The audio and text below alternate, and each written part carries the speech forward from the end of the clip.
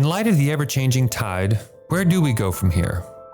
In this episode, we're going to be speaking to those who've been impacted and have shown immense bravery, people who are now picking up the pieces from the gender wars. We'll hear from brave advocates who lost their jobs and faced social ostracism, therapists willing to testify about the ideological capture of their profession, and families who navigated the terror for years, fearing that their children might wind up permanently sterile and surgically maimed. There are many people whose names you may or may not know who have paid an enormous price to tell uncomfortable, politically incorrect truths. It's important to hear these voices, particularly those who were early on the scene and were calling attention to what was happening before most people were aware of the scope and how deeply embedded the ideology had become across society and in seemingly all of our cultural institutions. Indeed, it's quite disorienting when one discovers the depths of darkness in this particular abyss, and I know personally how hard it was to realize the extent of the depravity. Mere months after I started as a journalist in 2016, I began to see how language was shifting in the mainstream news media, and in February of 2017, I attended a cross-partisan panel from a group called Hands Across the Aisle, which featured 4 women, 2 Christian conservatives, and a radical feminist midwife, and a Jewish radical feminist lesbian who was a former drill sergeant named Miriam Ben-Shalom. The panel was sponsored by the Heritage Foundation, and it was called Biology is Not Bigotry, conceived by one of the conservative women, Kaeley Triller Harms. And when I left that panel, I thought my head would spin off my body. As we take a look at those picking up the pieces, we begin by taking a trip down memory lane. I spoke with both Kaeley and Miriam about what it was like over 8 years ago, plowing the ground in the early days, when very few people dared to scrutinize gender ideology. When the 2 of them started raising the alarm, neither one knew just how deeply they would fall down this rabbit hole, especially when they realized this was more than just about protecting single-sex spaces for women. It was about thwarting what would become one of the worst medical scandals in history. Miriam became embroiled in the controversy around this issue when she made comments on her Facebook page critical of transgenderism, and when all of a sudden, she became persona non grata in the LGBTQ world. I said to somebody online, "Golly, how would you feel having to take a shower next to somebody like that?" I had not known that it had been a male identifying as trans before then. So I got really hit upside the head. And that was it for me. I made a mistake. I didn't know, but I sure got educated really quickly. And that was probably 2016, maybe 2015. I don't recall. That was it for me. And since that time, I've had really tough encounters with people from the LGBTQ AI++ alphabet salad folks, to the point where I have asked that any references to me be removed from the state of Wisconsin LGBTQ AI++ archives, because I didn't fight for the T, the Q, the A, and the I++ civil rights. I fought for LGB, okay? And I will not have it said that I stood up and fought for this mental aberration that seems to be endemic or was endemic to society for quite a while. I'll also say this, I really don't give a darn what people think of me. If my legacy depends on having to affirm a mental illness. Local trans activists successfully got Miriam disinvited from being the Grand Marshal of the Milwaukee Pride Parade. What was it that made her decide to continue speaking out and join up with others across the spectrum who were raising the alarm? Actually, when they didn't have enough courage of their conviction to directly communicate with me and communicate their displeasure. I don't like yellow-belly cowards. You either stand up and you stand by what you believe in, you do what needs to be done, or you don't. And as far as I'm concerned, they were all cowards in my book because they never bothered to communicate with me. And that's when I learned what it was. I won't deal with cowards. I won't deal with dishonorable people. And that's what did it for me. That was my hill. That's where I got put, and that's where I stand today. This is what bothers me about this whole thing, is the cowardice. The original focus of their group was the protection of female-only spaces. While working as the communications director for her local YMCA, Kaeley realized that she could not in good conscience support the deceptive policy change that would open up the locker rooms on the basis of gender identity, thus allowing trans-identifying males into the women's facilities. As a result of her refusal to draft talking points in keeping with the new policy, she was fired. Over time, she realized that the fight was so much more about safeguarding women and girls from men with ill motives who could use the trans-friendly policies to their own advantage. The cultural chaos ran much deeper. What was it like finding out that the medical industry was behind this, administering experimental drugs and performing surgeries on teenagers in pursuit of an amorphous gender identity? For me, it was like descending into like multiple layers of Dante's Inferno, right? Like I knew that I was mobilized to act on the account of locker rooms alone. Like that's how it first hit me. And that was just a human rights atrocity that I could not endure. I was going to say something about that. I had no idea how deep the rot really was. I'm a very squeamish person. I'm a sensitive person. I can't watch horror movies. They stick in my mind. I'm very sensitive that way. So when I saw a phalloplasty arm, what I saw they were doing to children, I was just like, how in the hell is this being allowed? I couldn't comprehend that degree of wickedness that would just actually look at that or facilitate that. It didn't make sense to me. I can't think like that. For those who still may not know what a phalloplasty arm is, that's a surgery wherein doctors harvest a portion of the forearm tissue to fashion a fake, non-functional simulacrum of a male sex organ for trans-identifying young women. Because of their unique cross-partisan advocacy on an emerging issue of concern, Kaeley and Miriam addressed thousands of people at the Q conference in 2017. And to hear Kaeley tell it, Miriam didn't shy away from sharing the gruesome details of what was lurking in the shadows, particularly given how gender activists are grooming young children. Now, she didn't show them from the stage. She was respectful of that. But I think she brought a child's packer, which is basically a prosthetic penis for little kids. And she invited the audience after the speech. She said, if you want to talk to me and see the evidence that I'm talking about after this event, I will be available in the lobby and you can come see me. And I'm not kidding you. The line basically went out the door. And one by one, people came up to see what she was talking about. And you hate to have to shock people into action. But if this is what's actually happening, sometimes that's what it takes. And it was a very, very effective panel. I felt like I was watching the moment where they turned from, oh, this is bad, this is somebody else's job, to, holy crap, I have to do something. And that's because she was brave enough to bring that and present that. When I asked Miriam what it was that made her so unequivocal about what was happening, she explained that it's because she's Jewish, and there's something sacrosanct inside of her that was touched in light of how her people have been targeted previously with medical experimentation. What was it like when she discovered these body-mutilating surgeries were happening to confused young people? I wept that people would want to have body parts removed for no other reason than somebody told them they were born in the wrong body. To have people try to design a penis, to have parents say, oh, my kid is not right or whatever. It made me weep and it made me sick to my stomach because my people have been there before, okay? We know what that's about. Not exactly the same way, but we've been there before. And one of the things that I made up my mind to do, and I do it yet to this very day, is whenever I deal with somebody, especially women, I don't usually deal with men, but I will say to a woman who's detransitioning, welcome home, young sister. We're so glad you made it to us. We've been waiting for you. Welcome home. And I hug them because they need to understand that they were always fine the way they were. And no matter what has happened to them, that doesn't change the fact that they are who they are. I give it my best shot all the time.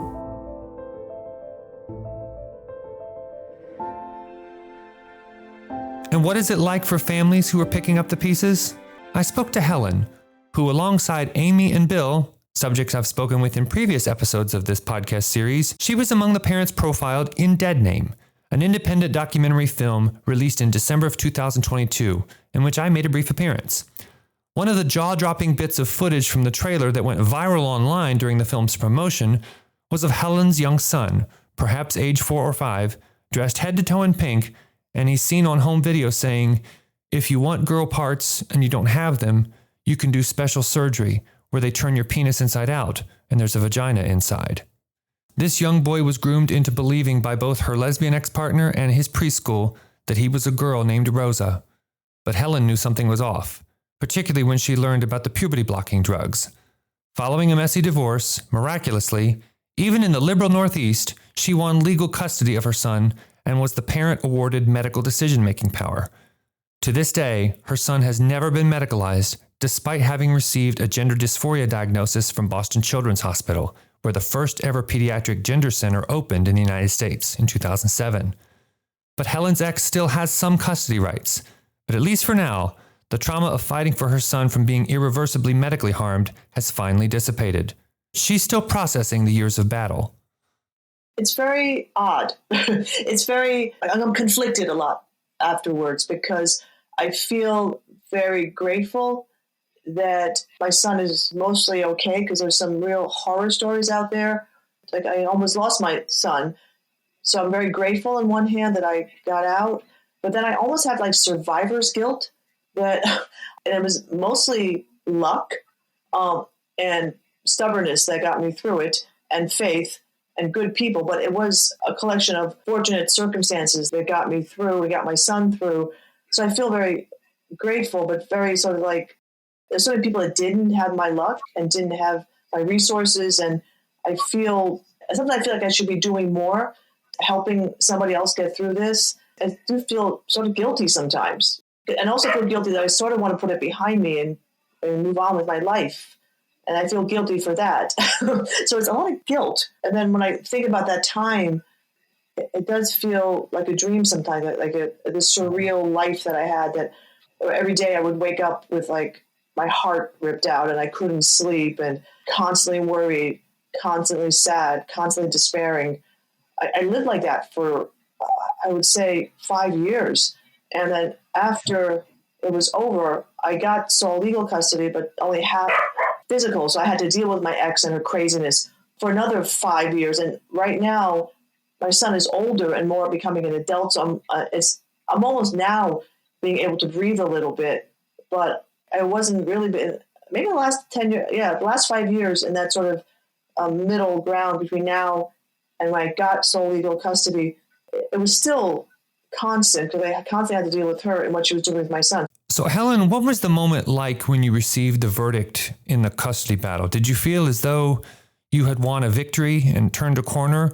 Or has the process been so long and drawn out that even with a legal win, you're still on guard? My whole worry can be just summed up is my son going to be okay? That's been my worry. And after the verdict, I got sole legal custody, but half the time he was still with her physically. So after the verdict, she was still calling him Rosa, the girl name, and the she pronoun, still messing with his head. The problem I always thought was that my ex was splitting my son in two. When he was with her, it was a transgender girl with my ex and a boy with me. And I tried at the beginning to sort of not talk about gender and just make him, come over, not use pronouns, not use names. But then at some point I was like, this is crazy because this is not the truth. It always came down to how do I manage this? And it always came down to, you've got to tell the truth. So that was the main psychological worry I had. Is my son going to be like a psychopath because he has no sense of his own self? Can he believe that he can just lie and it'll be okay? And lying is great. Am I raising a really messed up kid? Not even about the gender. Is it going to be intact? I still worry about him. I still worry every day, every stage of his growth. I've had to sort of navigate and mitigate her constant damage. She still messes with him. So I'm not done. But have I gotten to the point where I can breathe better and not wake up with a clenched heart? Maybe 2 years ago. Despite the cultural changes around the country and with the brewing actions in the federal government, the red state versus blue state divide remains. Helen sees and feels it acutely given where she lives, and she remains watchful. Right now, I live in the Northeast. It's very, very super liberal up here. And I used to be super liberal too, but no longer. But I have a non-binary people in my job. We have trans-identified people. They're still here. We have a transgender health center down the road. It's not miraculously disappearing. So why do you think the gender mania swept up so many otherwise intelligent, thinking people, Helen? Why did this belief that boys can become girls, that your son was your daughter, why did something so absurd give them this strangely strong social currency? But I think people always need something, need a spiritual, a religion, need something above themselves, more than themselves. And I feel like there's something beyond me. And there are people who are sort of empty inside, or they need something to guide them. At this point in our history, we don't have religion anymore. We don't believe in our governments anymore. People are lacking a belief in anything. And this ideology becomes sort of like a religion, it's like a cult. It sort of grips people that are empty of something and empty of a moral compass a little bit in a way, because this becomes a moral compass and it's skewed. Because my ex, she grabs on this because this was it was a community. It was a part of being with something, and they were special. Also, it's like you're smarter than everybody else because nobody else knows that there's a gender ideology, but I do. And look how open-minded and wonderful I am. I'm supporting this new civil rights movement. And I'm no longer just boring person. I'm now queer, pansexual, trans identity. It gives them an identity, a purpose.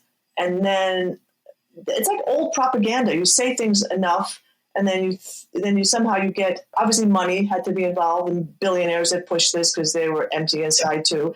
And then you have fear tactics. If you say anything, they're going to cancel you. So you want to say these things. Even if you don't believe these things, you say them. The true believers, they need something. It fulfills something on a spiritual level for them, I think. And I think society, there's an emptiness because they need something. And society is empty now. We're in flux. There's no Walter Cronkite to keep common. Everybody has their own thoughts, and there's no common American culture or European culture. The world's in turmoil.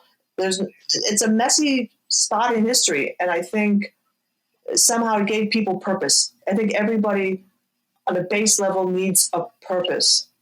And I think that's it. They need a purpose. And somehow this fits into that in our crazy sort of nutty world right now. So where do you think this is leading then? As you continue to walk out of the woods of Genderland, what do you foresee on the horizon? I'm reminded, the Bible, remember the Bible? Where the Jews went out of Egypt, they were going through the Sinai, but God said that generation had to die in the Sinai, and then the new generation could go on. I think it's going to have to run its course, and these ideas that have come through the universities that are terrible and our political system, it's going to take 10 years, 20 years before this really goes, I think, because it's so entrenched in who people think they are that it's going to take a while.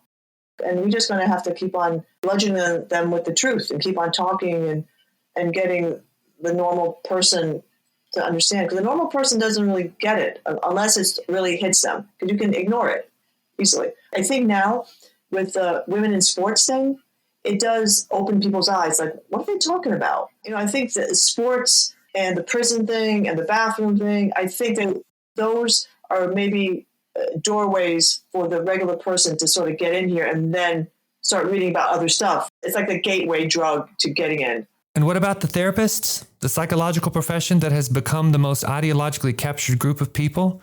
Those who flung the gates wide open, fast-tracking children and vulnerable young people down this experimental medicalized path? Very few have been willing to speak out against it. Rarer still are those who've testified publicly about these disastrous developments in government settings. Jennifer Bauwens is a licensed clinical social worker who has testified before the National Congress and is a former professor at Rutgers University. She's currently the director of the Center for Family Studies at the Family Research Council in Washington, D.C. And she tells me that if mental health professionals are ever going to recover their reputations and pick up the pieces from the fallout, they're going to have to revisit many of the ideological suppositions that have undergirded clinical practice for many years. We are seeing the breaking of the stronghold of this ideology over the hearts and minds of Americans. So I think you see the general populace awakening and understanding what's actually involved in gender ideology. In 2008, my professional association changed the code of ethics so that we now include gender ideology and sexual orientation as part of our ethical mandate to protect this class of people as a civil rights issue. So that's the broad stance. And that has been going on in the mental health profession now for some time. But I think that was all fine as long as this issue was characterized as a civil rights issue and the actual physiological quote unquote intervention remained hidden.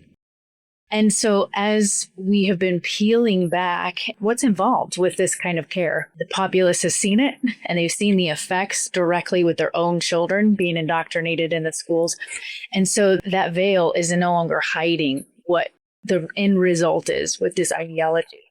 And so thankfully, at a macro level, we're seeing the craze. As Abigail Shrier would say, that craze is dissipating. But that doesn't mean that it's over, because what we're going to be looking at is how do we get the professional cultural shift and how do we root out the actual weeds that have sprung up in different places that can pollinate later on, because we want to see this thing uprooted at its very core, at its roots. There's that principle in Job that talks about at the scent of water, the stump, a tree, it can sprout again. And we don't want, in the opposite, a hope to arise that this ideology will spring up again. So how do we make sure that this ideology doesn't spring up again? But then also, where do we go from here?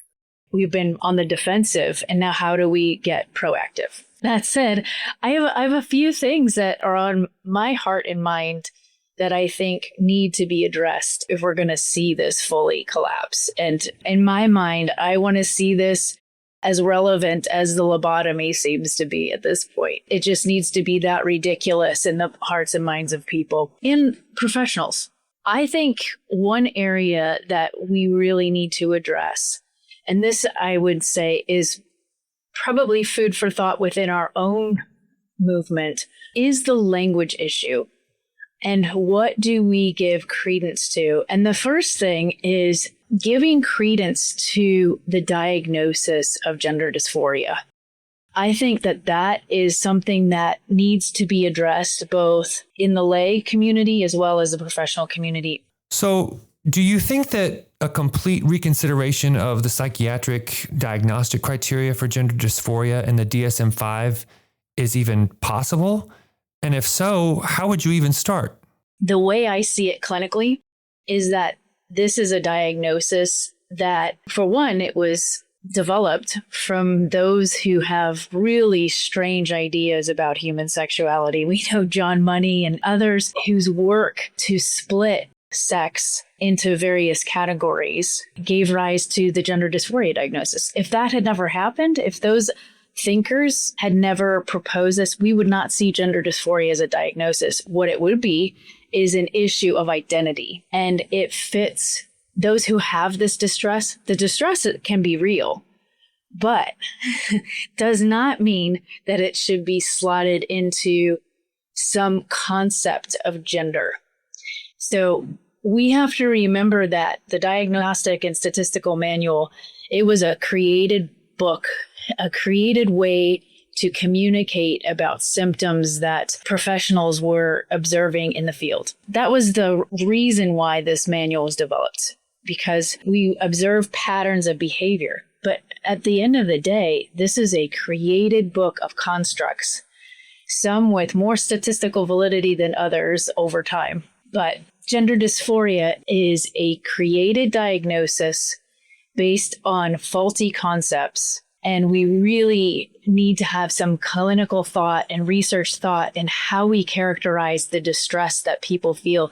Because the end goal of diagnosis is treatment, not that people have another identity issue, another label to deal with or a grab hold of, but that it's the end goal of how can I treat and resolve that identity distress and not affirm. There's no place for affirmation in an identity distress. That's poor clinical work. Jennifer told me that we should change how we talk about it, including the victims, who are sometimes referred to as detransitioners.